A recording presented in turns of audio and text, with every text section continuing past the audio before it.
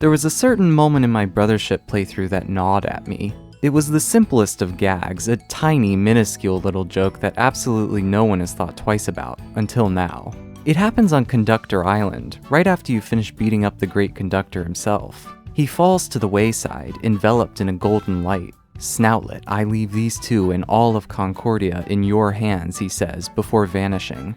It's all in jest, of course. The great conductor is not really dead. It's a fairly standard joke, not laugh-out-loud funny or anything, maybe just enough for a snort. But hold on. The series has employed this classic fake-out gag several times. Dream Team did it with Britta in the Dozing Sands, right after beating Torkscrew. I also remember finding that amusing too. Paper Jam did it with Wiggler in the Gloomy Woods after his boss fight, but I criticized Paper Jam in my video for this. I said it was the game mocking the idea of a genuine emotion. So why is it okay for Dream Team and Brothership to have a fake-out death, but suddenly when Paper Jam does it, I start to get all pissy?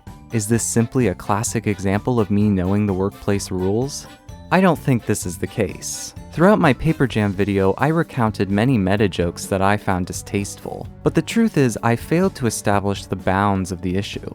Are meta jokes just a problem in general, or is it only in the specific case of Paper Jam? The reasonable answer is the latter. I think we can all come up with some great meta jokes in other media, but I didn't clearly make that argument in my video. There's a much deeper problem with Paper Jam's humor that can't be understood with only a screenshot of the offending joke, because it's not really the joke that's in question. No, to better understand the problem, we need to consider these meta jokes within the broader context of the game.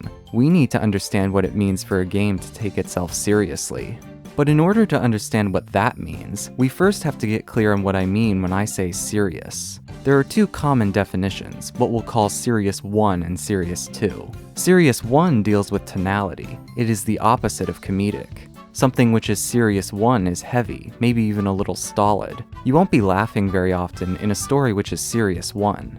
Serious 2, on the other hand, deals with something much more imperceptible. It is the version of seriousness that deals with commitment, a focus of attention and desire. It is the version of seriousness that might come up in a conversation with a romantic partner. Something like, "Are you serious about this relationship?"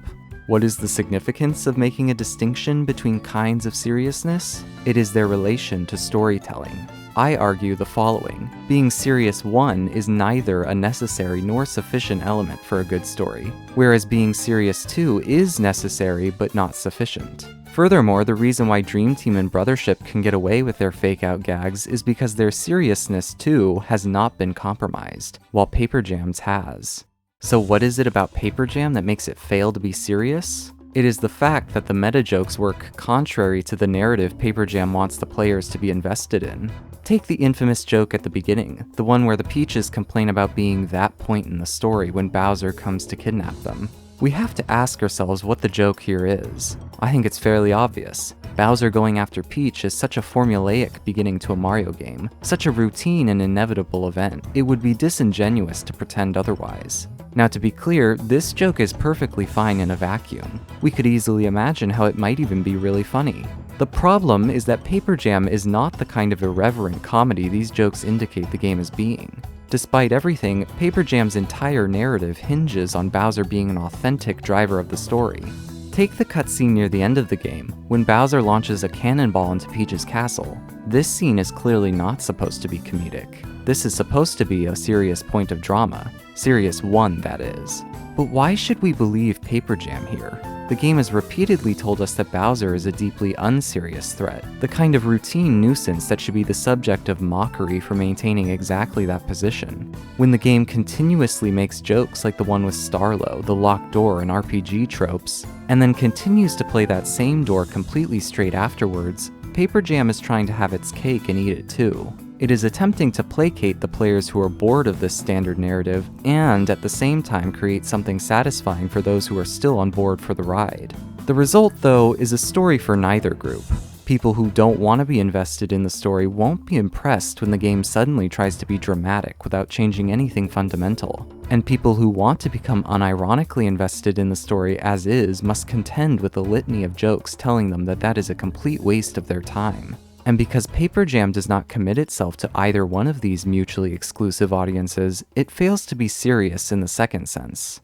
It might give us some clarity to focus on a case of meta-humor that doesn't threaten the game's seriousness. In the 5th chapter of the Thousand-Year Door, Lord Crump boards the ship to Keelhaul Key disguised as Four Eyes. It is very unconvincing. TTYD makes it clear this disguise is not to be taken seriously. 1. Even before the chapter begins, we see X-Nauts confirming his infiltration into the group. It all culminates in one joke midway through the chapter, when Crump hogs the camera and states directly, "You, out there in front of the TV, yeah, I'm talking to you. It may be pretty obvious to you who I really am, but no telling Mario, or else." So why doesn't this moment ever breach seriousness in the second sense? It is because TTYD stays committed to the bit. At no point over the course of Chapter 5 does Lord Crump's disguise become something that the story expects us to find mysterious or shocking. Unlike Bowser and Paper Jam, who seems to flip-flop between a boring threat and someone we should find enthralling, TTYD treats Lord Crump consistently across the adventure. He is always the shoe waiting to drop, but in Chapter 5, they tell you point blank the shoe is there. We would have a problem if, for example, Bobbery started whinging about how cliché it is for an old sailor to be distraught over his dead wife. And that would be because it would undermine the integrity of the story the game had previously been telling. Learning about Bobbery's history through the letters was intended to be a legitimate point of drama, and so a meta-joke about the quality of that drama would throw the entire storyline into question. Instead of trusting the game, we would have to go back and re-examine ourselves. Was I a fool to think that moment sad? Was it so melodramatic that I was supposed to find it funny? This is a consequence of a story that lacks seriousness too, a pervasive sense of distrust. It is important to re-clarify some nuances with these examples. A lack of seriousness in the second sense should not be confused with a change in tone. It is not necessarily a problem when a character who is usually stoic suddenly starts cracking jokes and acting goofy. Rather, the analysis needs to happen a step above. A breach of seriousness occurs when the story arbitrarily changes how we are supposed to engage with a facet of itself on a meta level. When Crump comes crashing in on his own ship at the end of Chapter 5, a serious one moment, the previous meta joke hasn't ruined this, because the joke wasn't about undermining Crump's pre-established credibility as a villain. The only thing that changed was his usage as a piece of dramatic irony. So Paper Jam could get away with its self-deprecating plot jabs if it never tried to play those same plot points in the opposite way later. Paper Jam just doesn't commit to the bit. Nor should it be assumed that a story failed always because it lacked seriousness too. In my Brothership video, I talked quite a bit about how I didn't think the game fully explored its themes in a satisfying way. But I would make the claim that it is a serious game. This is because at no point do Brothership's jokes ever threaten to undermine the game's interests. There are no jokes that, hypothetically, point out how corny the metaphor of making connections through literalized electrical charges between people who look like wall outlets is. No, this is a metaphor Brothership wants me to take seriously, in both senses of the word. And it accomplishes this by committing to itself, and accruing trust within the player for staying that way. Brothership's humor on the aggregate never threatens to undermine this central metaphor. That's the real sourness of the Wiggler joke. The joke is fine, but put into context, it becomes a casualty of a larger issue, Paper Jam's pervasive abuse of the player's trust.